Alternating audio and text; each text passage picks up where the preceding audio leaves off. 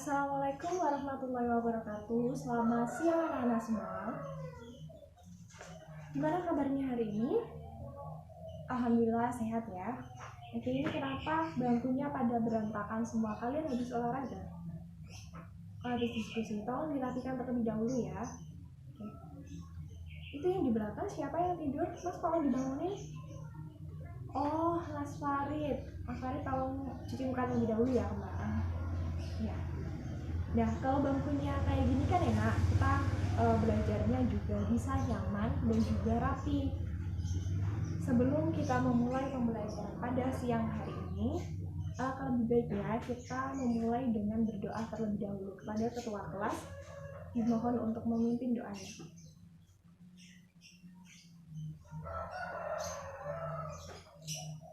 Baik, terima kasih. Sebelum itu, Ibu akan presentasi terlebih dahulu. Di sini ada yang tidak masuk, Mbak. Siapa? Udin. Udin kenapa? Udin sakit. Ada suratnya nggak? Oh ada ya, udah di meja. Oke. Ada lagi? Berarti Udin saja ya. Kemarin Ibu memberikan tugas nggak ke kalian? Berarti hari ini nggak ada PR ya? Kita kemarin belajar sudah sampai mana? Oh, mengenai teori masuk dan berkembangnya Hindu-Buddha di Indonesia. Ada yang masih ingat nggak? Ada berapa teori masuknya Hindu-Buddha di Indonesia?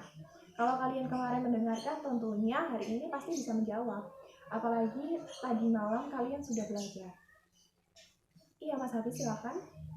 Ada 5. Iya, tolong disebutkan. Ya benar, jadi ada 5 teori masuknya Hindu-Buddha di Indonesia. Ada teori Brahma, Waisa, Kesatria, Sudra, dan arus balik. Oke, jadi dengan teori masuknya Hindu-Buddha di Indonesia ini memberikan beberapa pengaruh, tidak hanya pada bidang keagamaan saja, tetapi juga pada seluruh kehidupan masyarakat di Indonesia. Apa saja pengaruhnya? Iya, jadi ada bidang ekonomi, politik, sosial, dan juga budaya. Ada yang tahu pengaruh pada bidang politik itu apa? Ya, merubahnya sistem pemerintahan menjadi kerajaan. Oke, kalau yang ekonomi, yaitu membangun kerjasama dengan beberapa pihak luar, yaitu salah satunya pada bidang perdagangan. Terus kalau misalnya yang sosial, apa pengaruhnya?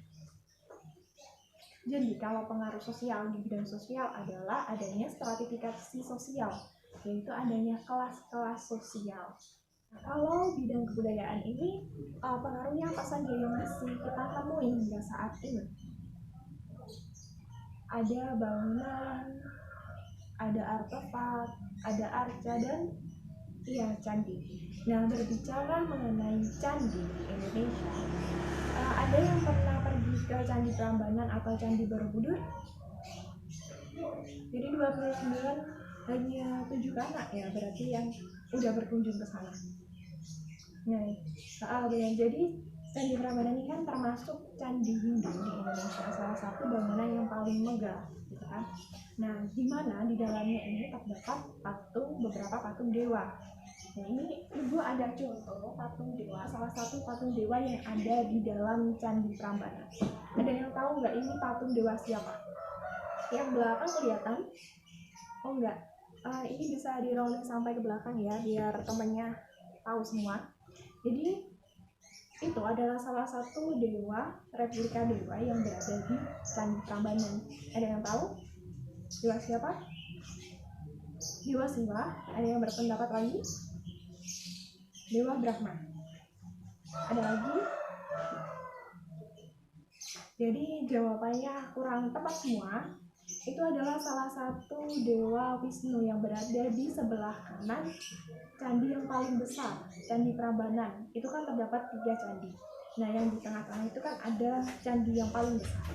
Nah, yang paling besar ini di dalamnya terdapat Dewa Siwa. Kalau yang sebelah kiri terdapat Dewa Brahma.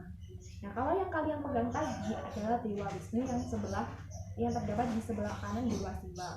Dewa Wisnu ini sebagai dewa pemelihara, kalau Dewa Siwa yang berada di tengah tadi ini sebagai dewa pelebur, perusak, atau penghancur, sedangkan Dewa Brahma yang di sebelah kanan ini sebagai Dewa Pencipta.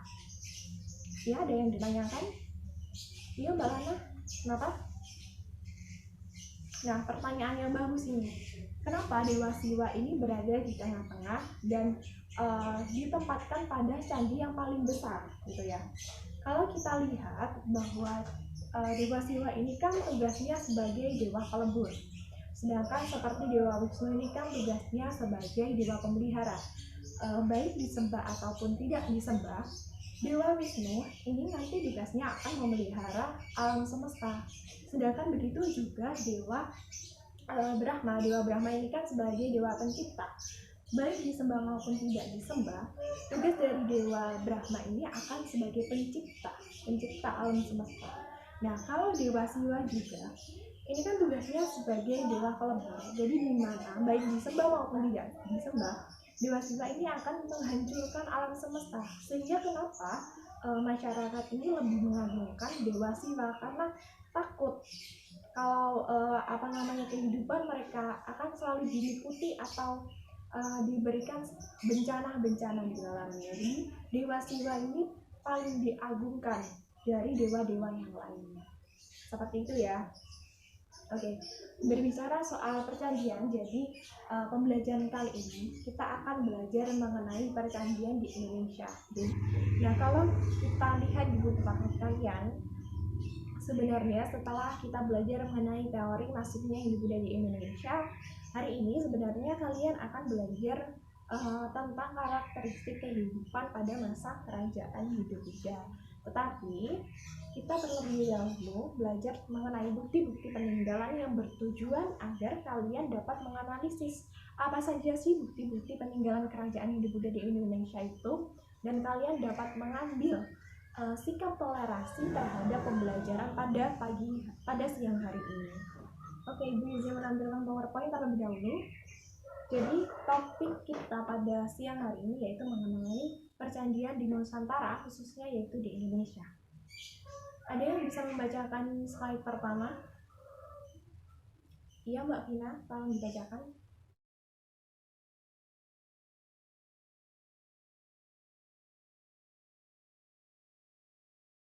Ya, terima kasih Mbak Vina. Jadi pertama kita belajar mengenai pengertian dari candi. Candi ini berasal dari kata candika, yaitu salah satu perwujudan dari Dewi Durga atau kita kenal sebagai Dewi Kali atau Dewi Uma, yang dianggap sebagai Dewi Kematian. Nah, candi ini sebagai tempat rumahnya para dewa. Karena rumah para dewa, sehingga fungsi dari candi adalah sebagai tempat pemujaan. Nah, kata candi sendiri ini hanya dipakai pada negara Indonesia dan juga Malaysia, sedangkan negara-negara yang lainnya ini memakai kata temple. Nah, selain itu, candi Hindu dan candi Buddha ini memiliki beberapa perbedaan. Nah, apa saja perbedaannya? Tolong Mas Farid bisa dibacakan slide yang kedua.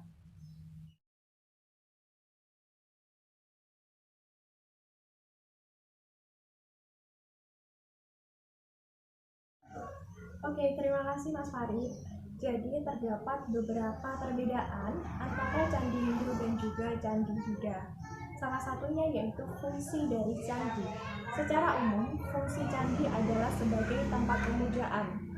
Namun pada candi Hindu, selain sebagai tempat pemujaan, candi ini sebagai tempat pemakaman para raja. Misalnya di Candi Prambanan. Ketika kita lihat di dalam Candi Prambanan ini kan terdapat patung dewa. Nah, ketika patung ini diambil, di bawah patung ini terdapat lubang sekitar 1-9 cm yang menyimpan peripa. Peripa ini apa? Peripa ini adalah tempat penyimpanan abu jenazah raja, tapi juga bisa berisikan seperti perak, emas, dan juga tulang. Oke, jadi sebelum Ibu melanjutkan ke slide berikutnya, ada yang tahu nggak selain fungsi dari candi, apa saja perbedaan antara candi Hindu dan juga candi Buddha di Indonesia? Ada yang tahu? Kalau kalian belajar semalam dan sudah membaca teks yang sudah Ibu share, tentunya kalian dapat menjawab pertanyaan ini. Ada yang tahu? Iya, Mas Novan? Gimana? Tolong disebutkan. Ya, tepuk tangan buat Mas Noman?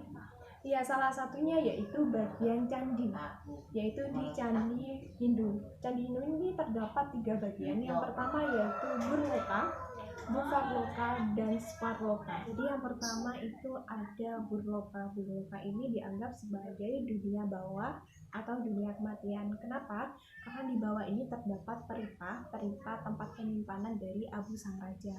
Yang kedua yaitu Bufarloka. Bufarloka ini dianggap sebagai dunia manusia. Jadi tingkatan dari dunia manusia ini berada di bagian kedua. Nah, yang di atas ini terdapat Sparloka atau dunia kosong, di mana tempat bersemayamnya para dewa-dewa ini terdapat di atas candi. Begitu juga terdapat 3 bagian dalam candi Buddha. Yang pertama yaitu ada Kamadhatu, Rupadhatu, dan Arupadhatu. Nah, Kamadhatu ini sebagai kaki candi. Kalau contohnya itu sebagai candi Borobudur, kita dapat lihat bahwa kaki candi Borobudur ini terdapat relief, di mana relief ini menggambarkan kehidupan manusia, di mana manusia masih terikat dengan hawa nafsu. Sedangkan tingkatan yang kedua atau Rupadhatu ini, di mana menjadi sebagai dunia perantara antara manusia yang sudah menyucikan diri tetapi juga masih terikat dengan nafsu. Sedangkan tingkatan yang paling tinggi yaitu Arupadhatu. Arupadhatu ini berada di atas candi, di mana ini dianggap sebagai perjalanan tingkat tinggi dalam manusia atau tempat para bersemayamnya para dewa. Selanjutnya, perbedaan candi ini terletak pada hiasan puncak candi. Nah, untuk yang Hindu ini lebih berbentuk ratna. Dapat kita lihat pada Candi Prambanan, Candi Mendut, Candi Dieng, Gedong Songo, dan juga candi Hindu lainnya. Sedangkan untuk yang Buddha ini lebih berbentuk stupa atau dapat kita lihat pada Candi Borobudur, Candi Badut, seperti itu. Nah, selanjutnya ada arca candi. Arca candi ini pada candi Hindu terdapat 3 arca atau sering disebut sebagai Dewa Trimurti. Ada yang tahu Dewa Trimurti itu siapa saja? Iya, benar. Jadi ada Dewa Siwa, Wisnu, dan juga Brahma. Sedangkan untuk yang Buddha ini juga terdapat 3 arca, yaitu Manusia Buddha, Dhyani Buddha, dan Bodhisattva. Nah, selanjutnya yaitu pada bangunan candi. Jadi untuk candi Hindu ini lebih terlihat ramping dan tinggi. Sedangkan untuk candi Buddha ini lebih terlihat melebar dan tambun seperti yang ada di Candi Borobudur. Nah, dari sini ada yang ditanyakan mengenai perbedaan antara candi Hindu dan juga candi Buddha. Oke, cukup jelas ya. Kalau begitu, Ibu akan melanjutkan mengenai perbedaan antara Candi Jawa Tengah dan juga Candi Jawa Timur. Nah, di Candi Jawa Tengah ini lebih dominan berbentuk tambun. Jadi, candinya ini berbentuk tambun dan memiliki atap yang berbentuk stupa maupun ratna. Nah, sebelum kita masuk ke Candi Jawa Timur ini, kita disuguhkan oleh hiasan kala dan juga makara. Jadi ini kebanyakan pada candi di Jawa Tengah. Nah, selain itu, relief yang ada di candi tersebut ini beraliran naturalis. Jadi menceritakan keadaan alam ataupun kondisi geografis pada saat itu. Nah, dapat kita lihat bahwa letak candi Jawa Tengah ini lebih terpusat atau sentralis. Jadi seperti Candi Prambanan dan juga Candi Borobudur ini kan lebih sentral. Jadi intinya, jadi candi inti atau candi yang terbesar ini berada di tengah-tengah yang dikelilingi oleh candi-candi kecil, begitu. Terus untuk candi Jawa Tengah ini lebih dominan berada ke timur dan material bangunan candi Jawa Tengah ini adalah andesit menggunakan batuan andesit sesuai dengan kondisi geografisnya. Sedangkan candi di Jawa Timur juga memiliki perbedaan. Yang pertama yaitu berbentuk ramping, kedua atapnya ini berbentuk stupa maupun ratna, yang ketiga yaitu kebanyakan tidak terdapat makara, melainkan hanya terdapat kawah di atapnya. Yang keempat, terdapat reliefnya ini agak sedikit timbul, namun lebih simbolisasi. Nah, yang keempat, Candi Jawa Timur ini menggunakan konsep desentralisasi, di mana candi induk ini berada di bagian belakang, bukan terpusat di bagian tengah. Nah, kebanyakan candi Jawa Timur ini menghadap ke bagian barat dengan menggunakan material bangunan yaitu batu bara. Oke, dari sini ada yang ditanyakan? Tidak ada? Selanjutnya, ada yang tahu nggak contoh dari Candi Jawa Tengah dan Candi Jawa Timur itu apa saja? Candinya apa saja? Ada yang tahu? Tidak ada? Oke, jadi terdapat beberapa pengelompokan antara Candi Jawa Tengah dan juga Candi Jawa Timur. Ada Candi Jawa Tengah bagian utara ini, yaitu terdapat Candi Gunung Wukir, Candi Badut, Candi Dieng, dan Candi Gedong Songo. Sedangkan Candi Jawa Tengah bagian selatan itu terdapat Candi Prambanan, kompleks Candi Prambanan, Candi Borobudur, terus Candi Pelaosan, Candi Sewu. Sedangkan untuk Candi Jawa Timur ini ada Candi Singosari, Candi Panaparan, terus Candi Jago, dan lain-lain. Baik, selanjutnya kita akan membahas mengenai fungsi candi di Indonesia. Sebenarnya sebutan candi ini hanya digunakan pada bangunan yang memiliki fungsi sebagai tempat pemujaan maupun tempat penerimaan. Namun di Indonesia ini sering digunakan pada semua peninggalan kerajaan pada masa Hindu Buddha, baik itu hanya sebuah bangunan gerbang maupun bangunan patirtaan. Sehingga candi ini memiliki beberapa fungsi di Indonesia. Yang pertama yaitu sebagai tempat pemujaan. Dan jadi dapat kita ketahui bahwa candi ini sebagai tempat berdiam dirinya para dewa, sehingga baik itu agama Hindu maupun Buddha, candi digunakan sebagai tempat pemujaan. Yang kedua yaitu sebagai vihara. Jadi sebagai vihara ini adalah tempat bersemedi atau sebagai asrama. Yang ketiga yaitu sebagai patirtaan. Patirtaan adalah tempat pemandian yang dikhususkan bagi para keluarga kerajaan. Yang keempat yaitu sebagai penerimaan, yaitu bukti penghormatan kepada Allah dari raja. Terus yang kelima yaitu sebagai yapura. Jadi sebelum kita masuk ke sebuah istana atau candi, akan dihadapkan sebuah gapura yang megah dan memiliki arsitektur tertentu. Dan yang terakhir yaitu sebagai tempat pertapaan. Jadi tempat pertapaan ini di mana candi dibangun di atas gunung atau di daratan yang lebih tinggi. Oke, di slide selanjutnya ada yang tahu nggak bagian atas ini gambar apa? Ya, lingga dan yoni. Ada yang dapat menjelaskan lingga dan yoni ini adalah sebuah simbol apa? Ya, Mbak Rizka? Iya, benar. Jadi lingga adalah menggambarkan dari Dewa Sila, yaitu simbol dari seorang laki-laki, sedangkan yang yoni adalah menggambarkan Dewi Uma, istri dari Dewa Sila, yang menggambarkan seorang perempuan. Jadi lingga dan yoni adalah sebuah lambang kesuburan. Selanjutnya yaitu hiasan kala dan makara. Hiasan kala dan makara ini biasanya terdapat pada candi Hindu. Nah, hiasan kala ini berada pada gawang pintu atau yang terletak di bagian atas yang berbentuk seperti raksasa. Sedangkan makara ini berada di bagian bawah pintu sebelah kanan dan kiri, biasanya berbentuk hewan mitos seperti gajah, singa, naga, ular, dan lain-lain. Nah, hiasan pada candi ini juga terdapat ratna dan juga stupa. Ratna ini adalah puncak dari candi Hindu yang berbentuk bunga ratna, sedangkan stupa ini adalah puncak dari candi Buddha yang berbentuk seperti lonceng. Serta terdapat Dwarapala dan Jaladwara. Dwarapala ini adalah arca penjaga candi yang biasanya terdapat di sebelah kanan dan juga kiri, sedangkan Jaladwara ini adalah berbentuk seperti mulut ikan yang terbuka, jadi yang bertujuan untuk mengaliri air hujan yang biasanya terdapat di bagian pojok-pojok kaki candi. Yang terakhir yaitu adanya Candi Perwara. Candi Perwara atau sering kita sebut sebagai Candi Pendamping. Biasanya ini berada pada Candi Penataran, Candi Prambanan, dapat kita lihat di sebelah kanan kirinya Depan belakangnya ini dikelilingi oleh candi kecil yang mengelilingi candi induk. Itu dinamakan Candi Perawara. Gimana anak-anak, ada yang ingin ditanyakan? Sudah paham semua?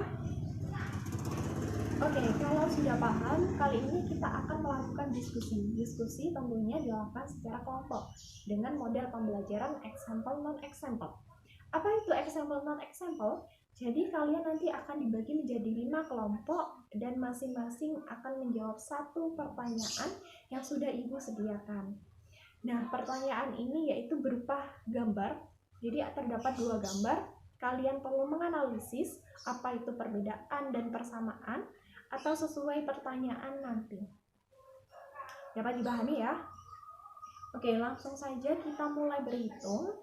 Untuk membagi kelompoknya sebelah belakang saja, mulai dari 1.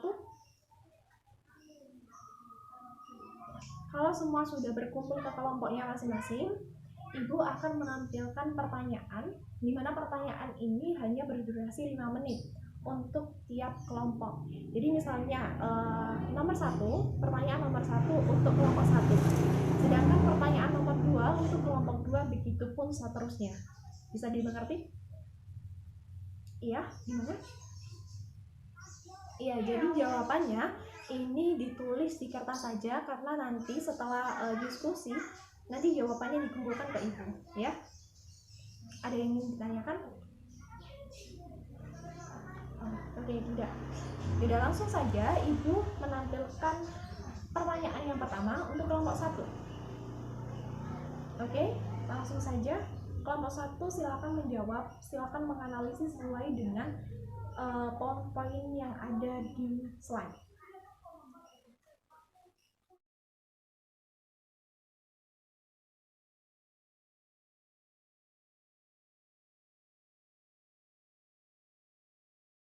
Oke, untuk kelompok 1 waktunya sudah habis. Kita lanjut ke soal yang kedua untuk kelompok 2.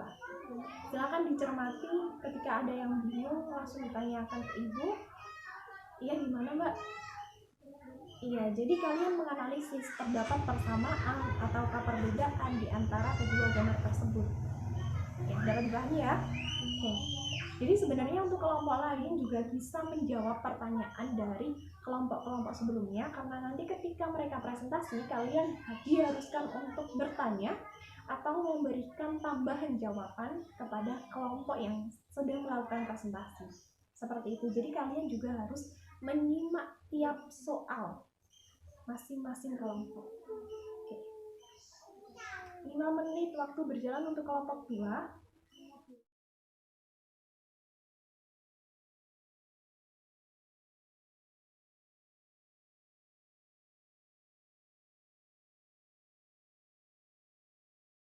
Oke, waktu sudah selesai untuk kelompok 2. Sekarang berlanjut ke pertanyaan yang ketiga untuk kelompok 3. Silakan dijawab. Dapat dipahami ya? Oke, silakan.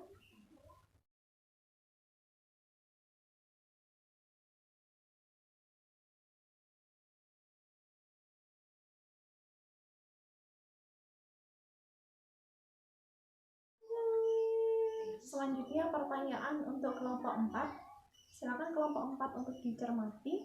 Bisa juga bertanya ketika bingung atau belum paham dengan pertanyaannya.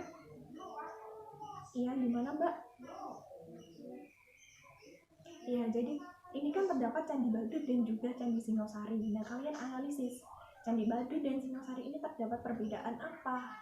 Mungkin letaknya, mungkin juga corak agamanya dan lain sebagainya. Nah, kalau kalian tadi malam sudah baca teks yang sudah Ibu share, tentunya kalian bisa menjawab apa itu perbedaannya. Ya, silakan dicari. Boleh dicari di internet, boleh dicari di buku paket atau buku-buku referensi yang lainnya.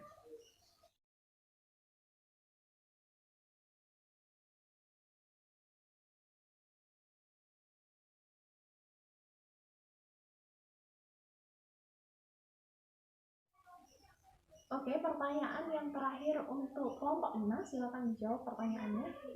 Silakan didiskusikan. Begitu juga kelompok yang lainnya, silakan dicermati gambar tersebut.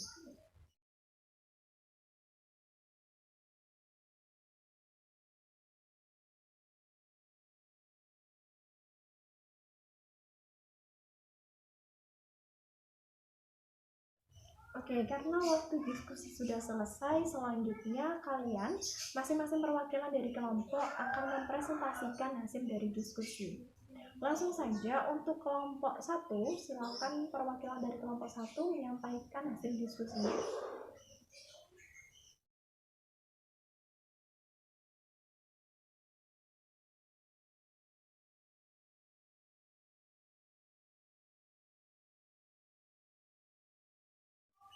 Terima kasih presentasinya dari kelompok 1. Mungkin kelompok lain ada yang ingin menanyakan atau ingin menambahkan jawaban. Oke, silakan kelompok 5 bertanya. Oke, langsung saja kelompok 1 bisa menjawab pertanyaan dari kelompok 5.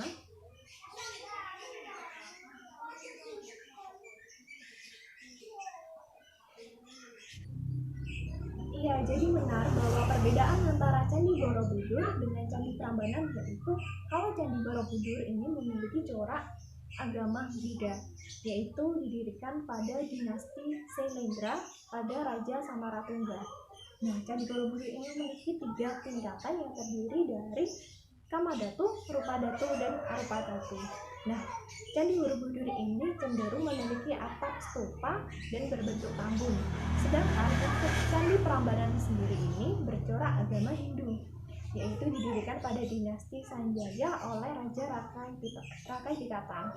Nah, selain itu, Candi Prambanan juga memiliki 3 tingkatan, yaitu ada Burloka, Buparloka, dan Svarloka. Nah, untuk atap Candi Prambanan ini berbentuk ratna, namun memiliki bentuk yang agak ramping. Oke, selanjutnya yaitu kelompok 2, silakan mempresentasikan hasil diskusinya.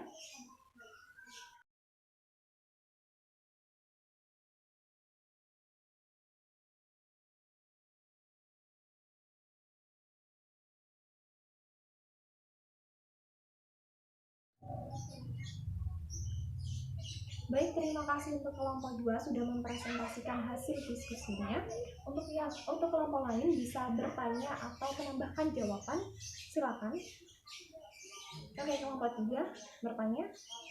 Menambahkan, silakan. Terima kasih kelompok 3, tepuk tangan untuk kalian semua.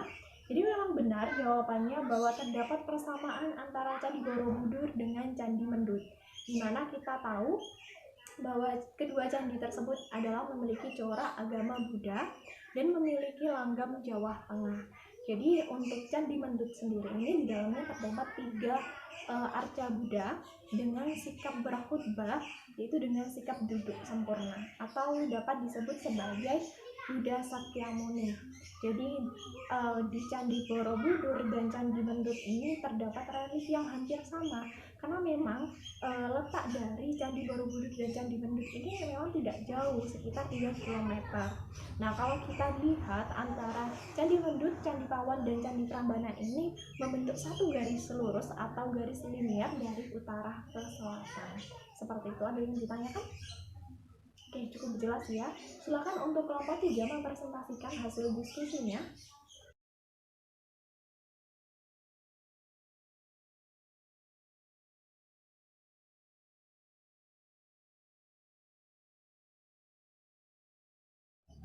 Ya benar, jadi terdapat keterkaitan antara gambar A dan juga gambar B, di mana gambar A relief Kresnayana ini berada pada Candi Jago, terletak di Candi Jago yang beragama Buddha. Jadi relief Kresnayana ini ditafsirkan yaitu sebagai cerita dari Raja Wisnuwardana dengan Nararya Waningyun. Dimana kalau kita lihat cerita Krisnayana ini adalah menikahi seorang Rukmini. Rukmini ini adalah adik dari Dewi Kunti atau sepupu dari Batsu Dewa Krishna itu sendiri, namun dinikahi. Hal ini juga terdapat persamaan cerita di dalam relief Krisnayana yang ada di Candi Jago, di mana Raja Wisnuwardana ini menikahi sepupunya sendiri, yaitu Nararya Waningyun. Seperti itu. Oke, silakan untuk kelompok 4 melanjutkan presentasinya.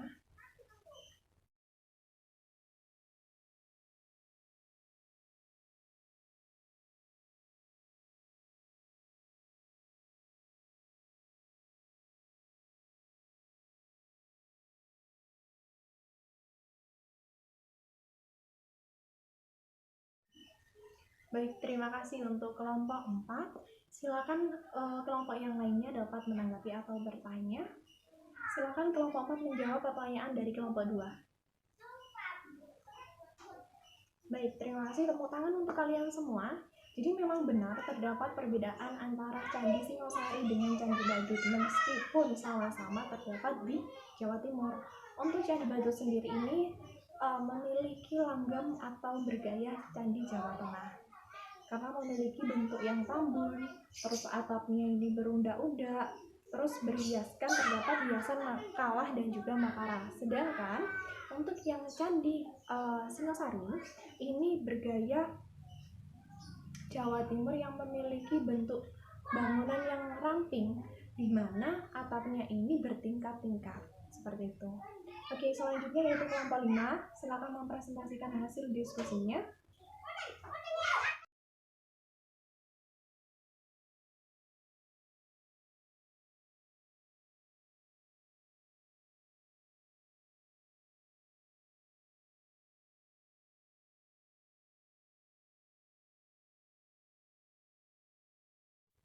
Baik, terima kasih presentasi dari kelompok 5. Silakan kelompok yang lain dapat menanggapi maupun bertanya.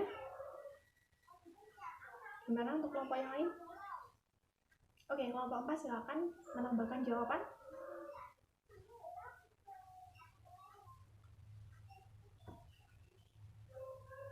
Benar sekali jawabannya. Tepuk tangan untuk kalian semua. Jadi memang hiasan pada kala makara ini kan terdapat pada candi Hindu kebanyakan. Nah, kala dan makara ini tidak bisa terpisahkan. Kenapa? Kala sendiri ini kan suatu perwujudan dari raksasa, di mana menggambarkan suatu keadilan atau melambangkan suatu kekuatan, atau bisa disebut sebagai penghancur dari hal-hal yang jahat. Jadi ini makanya terletak di bagian atas pintu agar menolak hal-hal yang buruk, sehingga untuk yang makara sendiri ini berada di bagian bawah, terdapat di bagian kanan dan kiri candi. Kebanyakan ini melambangkan hewan-hewan mitos seperti ular, terus singa, ikan, dan lain sebagainya. Oke, pembelajaran kali ini dapat kita tarik kesimpulan bahwa dengan adanya bukti-bukti peninggalan pada masa kerajaan Hindu-Buddha yang hingga saat ini dapat kita jumpai, ini menandakan bahwa masyarakat pada masa itu dapat hidup berdampingan dengan agama lain secara makmur, secara toleransi. Hal ini dapat kita ambil hikmahnya dan kita terapkan nilai tersebut di dalam kehidupan sekarang. Tidak hanya toleransi dalam umat beragama saja, tetapi juga pendapat, ras, etnis, dan lain sebagainya. Oke, sebelum menutup pembelajaran, ada yang ingin mereview atau menyimpulkan pembelajaran pada hari ini? Silakan Mas Bian.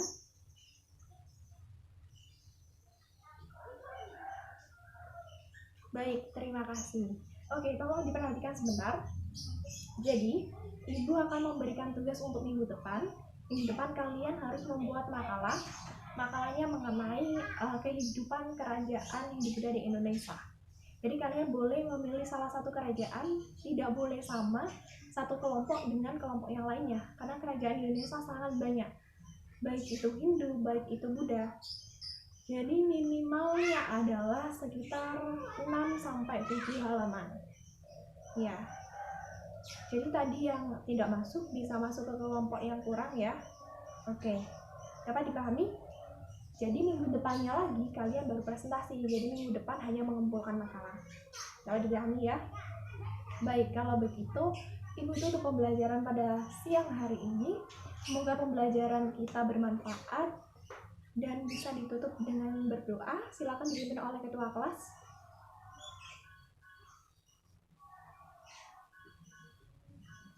Terima kasih anak-anak semua. Semoga kita selalu sehat. Dan wassalamualaikum warahmatullahi wabarakatuh.